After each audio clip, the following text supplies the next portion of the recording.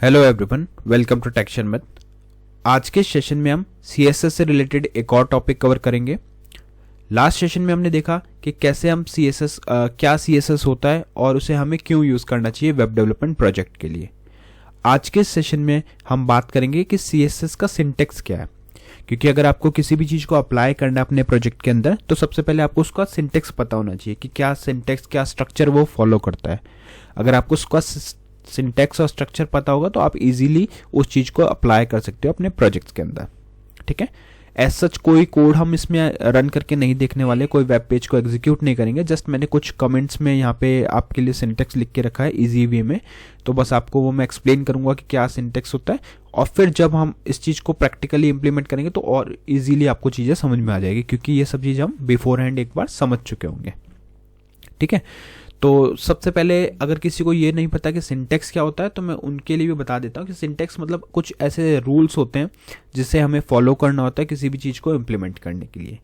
तो जस्ट अगर हम बात करें CSS के रूल्स की तो उसमें कुछ चीज़ें होती हैं, जैसे एक तो होगा उसका सेलेक्टर और एक होगा उसका डेकोरेशन ब्लॉक। तो हमें ये चीज़ें इम्प्लीमेंट करते टाइम ध्यान रखनी चाहिए कि उसका सेलेक्टर क्या है, क्या उसका डेकोरेशन ब्लॉक है, उसमें कैसे प्रॉपर्टी सेट करनी है, वैल्यू सेट करनी है। तो ये सब चीज़ें जो होती है वही उसी को ही हम सिंटेक्स बोलते हैं। ठीक है, अब यहाँ पे क्या होता है जब अब जैसे अगर आप यहाँ पे सिंटेक्स को देखोगे तो सिंटेक्स से ही आपको क्लियर होगा। यहाँ पे हमने लिखा हुआ है सिंटेक्स ऑफ CSS। तो यहाँ पे जो फर्स्ट यहाँ पे आपको कर्ली ब्रेसेस से पहले जो चीज़ मिलेगी उसको हम बोलेंगे सेलेक्टर।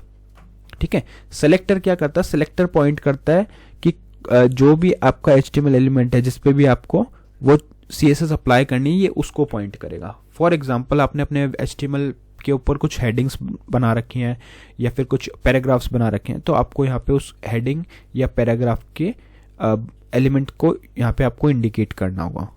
तो उस चीज़ को हम क्या क्या बोलते हैं, उस चीज़ को हम बोलेंगे सेलेक्टर।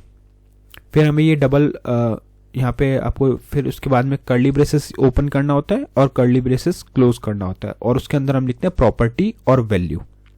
ठीक है, प्रॉपर्टी और वैल्यू जो रहेगी वो सेपरेटेड रहेगी कॉलन से, और एंड होगी, टर्मिनेट होगी किस पे, सेमी कॉलन पे। अभी यहाँ पे सिंटेक्स में हमने ऐसे लिखा है, बट जब आप प्रैक्टिकली इसको यूज करोगे तो आपके पास ऐसे बहुत सारी प्रॉपर्टीज भी हो सकती है। तो यहाँ पे सेलेक्टर रहेगा, सेलेक्टर के साथ में कर्ली ब्रेसेस ओपन होगा, उसके अंदर हम प्रॉपर्टी का नेम लिखेंगे, कॉलन देंगे और यहाँ पे उसकी वैल्यू लिखेंगे और उसको टर्मिनेट करेंगे सेमी कॉलन से। फिर उसके बाद में अगर आपको कोई और प्रॉपर्टी और वैल्यू डिफाइन करनी है तो सेम स्ट्रक्चर उसके लिए फॉलो होगा, और उसके बाद भी अगर कुछ है तो वहाँ पे आ जाएगा थर्ड पॉइंट पे। अदरवाइज आप उसको टर्मिनेट करके सिंपली कर्ली ब्रेसेस को क्लोज कर सकते हो। ठीक है, तो ये पूरा स्ट्रक्चर हमें फॉलो करना होता है किसी भी CSS को लिखने के लिए। अब एग्जाम्पल के लिए हम ये वाला लाइन नंबर 28 पे एक एग्जाम्पल देखते हैं। यहाँ पे हमने क्या लिखा हुआ है, पहले P। तो इसमें P क्या है, P जो रहेगा वो रहेगा सेलेक्टर। तो जब भी हम डिस्कशन करेंगे, अगर मैं कोई भी टर्म को मैं सेलेक्टर टर्म को यूज करता हूँ तो उसका मीनिंग है कि जो भी चीज़ कर्ली ब्रेसेस से पहले हमने वहाँ पे लिखी हुई है वो हमारा सेलेक्टर होगा। तो यहाँ पे पैराग्राफ जो है वो क्या है, एक सेलेक्टर है। कर्ली ब्रेसेस ओपन किया, अब इसकी एक प्रॉपर्टी हमने अप्लाई करी इस पे, कलर एक प्रॉपर्टी का नेम है, तो कलर लिखना है। उसके बाद में आप स्पेस दे के या फिर डायरेक्टली यहाँ पे आप स्पेस दे सकते हो, कलर कॉलन रहेगा ये वाला, और फिर उसके बाद में आपको उसको कलर की वैल्यू देनी होगी, तो वैल्यू ये होगी ब्लू, और फिर आपने सेमीकोलन क्लोज कर दिया। उसी तरह से फ़ॉन्ट साइज भी एक प्रॉपर्टी है, उसकी वैल्यू 16px मतलब 16 पिक्सल्स हमने सेट कर दी। तो अब ये जो पूरा ब्लॉक है इसको ही हम क्या बोल रहे हैं, एक हमारा सेलेक्टर और डेकोरेशन बॉक्स। ठीक है, यहाँ पे आपका ये वाला जो पोर्शन है वो सिलेक्टर होगा और ये जो पूरा पोर्शन है वो हमारा डेकोरेशन ब्लॉक है, जिसके अंदर हमने कुछ प्रॉपर्टीज और उसकी वैल्यूज को सेट किया। तो ऊपर जो भी हमने इसका सिंटेक्स देखा था वही सिंटेक्स हमने यहाँ पे फॉलो किया और हमने हमारे CSS को लिखा हुआ है। ठीक है, सेम चीज मैंने यहाँ पे ब्रेक डाउन करके बताया हुआ है कि P जो है वो क्या है, सिलेक्टर है, टारगेट P एलिमेंट्स। तो जो भी HTML का P एलिमेंट होगा या पैराग्राफ एलिमेंट होगा उसके ऊपर ये जो भी CSS आप लिखोगे इस सिलेक्टर के साथ में वो सारी प्रॉपर्टीज उस पर अप्लाई हो जाएगी। सपोज आपने HTML में कोई पैराग्राफ, आपने मल्टीपल पैराग्राफ्स बना रखे हैं, तो उन पैराग्राफ्स के अंदर आप इजीली ये सारी CSS प्रॉपर्टी अप्लाई कर सकते हो जो भी आपने लिखा। जैसे कलर उसका ब्लू हो, फ़ॉन्ट साइज 16 हो, तो आपको सिर्फ एक जगह लिखना होगा और वो ऑटोमेटिकली सभी पैराग्राफ पे अप्लाई हो जाएगा। ठीक है, तो कलर क्या है, प्रॉपर्टी है, ब्लू क्या है, वैल्यू है उस प्रॉपर्टी की, और कर्ली ब्रेसेस क्या होते हैं, ये इसी के अंदर हमारा जो डिक्लेरेशन है वो एनक्लोज रहता है। तो ये जो ब्रेसेस है वो आपके कर्ली ब्रेसेस होंगे।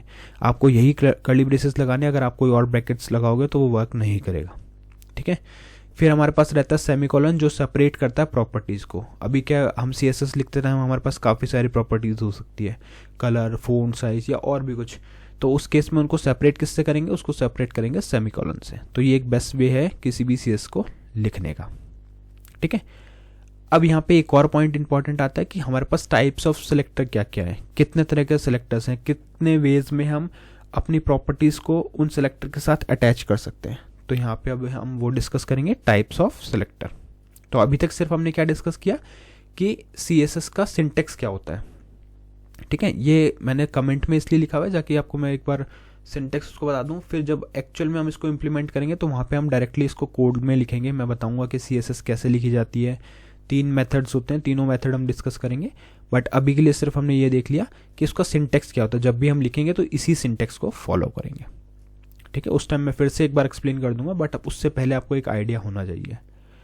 फिर आता है types of CSS selector. Types में क्या क्या है, एलिमेंट सिलेक्टर। एलिमेंट क्या होता है, अब जैसे हमने ऊपर P टैग देखा था तो वो भी एक एलिमेंट सिलेक्टर ही था। उसी तरह से अगर आपको हेडिंग 1 H1 पे अप्लाई करना है तो यहाँ पे आप डाल दोगे H1।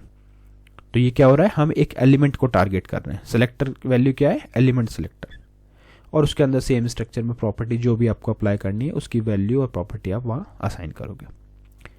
फिर हमारे पास रहता है क्लास सिलेक्टर, ठीक है।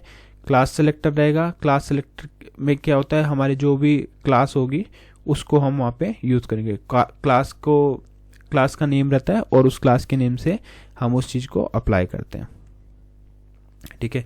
जैसे H.H1 या कुछ भी आप यहाँ पे नेम लिखोगे तो वो आपकी क्लास सिलेक्टर कंसीडर होगी, ठीक है।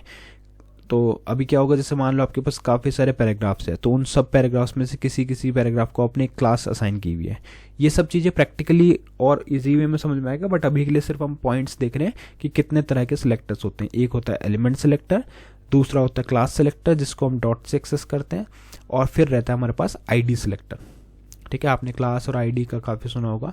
तो ID सिलेक्टर जो रहता है वो हैश सिंबल से स्टार्ट होता है, ये हमारी ID सिलेक्टर है। और टेक्स्ट अलाइन सेंटर जो है वो प्रॉपर्टी और उसकी वैल्यू है, ठीक है। फिर हमारे पास आता है ग्रुप सिलेक्टर। ग्रुप सिलेक्टर क्या होता है, देखो ग्रुप सिलेक्टर में हमारे पास काफी सारी चीजें होती हैं और उन सब चीजों पे हम एक साथ अपनी CSS की प्रॉपर्टी अप्लाई कर सकते हैं। जैसे H1 heading tag, P paragraph tag, उसी तरह से हमारे पास और भी कोई टैग हो या कोई और एलिमेंट हो तो वो भी हम यहाँ स्पेसिफाई कर सकते हैं। उन सबको कंसिडर करके जो प्रॉपर्टी अप्लाई होगी उसको उन सब यहाँ पे जो हमने सारे सिलेक्टर अप्लाई किए हैं उसको हम बोलते हैं ग्रुप सिलेक्टर, ठीक है। फिर हमारे पास आता है एट्रीब्यूट सिलेक्टर। इस केस में हम डायरेक्टली एट्रीब्यूट को यहाँ पे पास कर देते हैं। ये एक सिंटेक्स है, ये भी अपन प्रैक्टिकल जब करेंगे तो आपको और क्लैरिटी से समझ में आएगा कि कैसे होता है। बट एट्रीब्यूट सिलेक्टर में क्या होता है, हम एक स्पेसिफिक एट्रीब्यूट के ऊपर प्रॉपर्टी को अप्लाई करते हैं। तो यहाँ पे आप देखोगे तो बॉर्डर क्या है, एक प्रॉपर्टी है, और 1 पिक्सल सॉलिड ब्लैक क्या है, हमारी उसकी प्रॉपर्टी की वैल्यू है, ठीक है। तो इस तरह से अभी आप लोग, कुछ लोगों ने जिन्होंने HTML पहले रेफर की हुई है प्लेलिस्ट, उन्होंने देखा होगा कि यहाँ पे हमने जब भी हम स्टाइल अप्लाई करते थे तो बॉर्डर 1 पिक्सल सॉलिड ब्लैक ये यूज़ करते थे। तो वहाँ पे जो बॉर्डर होता था वो क्या होता था, उसका प्रॉपर्टी, और 1 पिक्सल सॉलिड ब्लैक क्या है, उसकी वैल्यू, ठीक है। तो ये सारे इंपॉर्टेंट पॉइंटर्स हैं जो हमें पता होने चाहिए किसी भी CSS को लिखने से पहले, कि कितने तरह के सेलेक्टर्स होते हैं, कैसे कैसे उसको यूज़ करना चाहिए, क्या उसका मीनिंग होता है। तो अगर मैं आपको एलिमेंट सिलेक्टर बोल रहा हूँ तो वहाँ पे सिर्फ एक H1 दिखेगा। क्लास सिलेक्टर में .H1 या कुछ भी ऐसा नाम रहेगा, ठीक है। ID सिलेक्टर में हम ID को यूज़ करेंगे, क्लास ID, ये सारी चीज़ें हम इंडिविजुअल सेशन में भी डिस्कस करेंगे, बट सिर्फ अभी के लिए हम उनको एक बार टच बेस कर रहे हैं कि क्या क्या चीज़ें हम पढ़ने वाले हैं, ठीक है। तो मेनली इस सेशन के अंदर हमने क्या देखा, मेनली हमने देखा कि हमारे जो CSS है उसका सिंटेक्स क्या होता है, उस सिंटेक्स को लिखते टाइम उसमें हमें क्या प्रॉपर्टी वैल्यू पास करनी है, क्या वैल्यू पास करनी है, ये सब चीज़ें हम देखेंगे। बट अभी सिर्फ सिंटेक्स देखा कि कैसे CSS को लिखा जाता है। दूसरा इंपॉर्टेंट पॉइंट हमने ये कवर किया कि CSS में कितने तरह के सिलेक्टर्स होते हैं और उनको हम कैसे आइडेंटिफाई करेंगे। तो अगर आपके पास सिंपल सिलेक्टर है तो वो एलिमेंट सिलेक्टर होगा, क्लास सिलेक्टर आप डॉट से आइडेंटिफाई करोगे, आईडी सिलेक्टर रहेगा, ग्रुप सिलेक्टर रहेगा जहाँ पे एक से ज़्यादा एलिमेंट पे आप डायरेक्टली CSS अप्लाई कर रहे होंगे, और फिर हमारे पास रहेगा एट्रीब्यूट सिलेक्टर।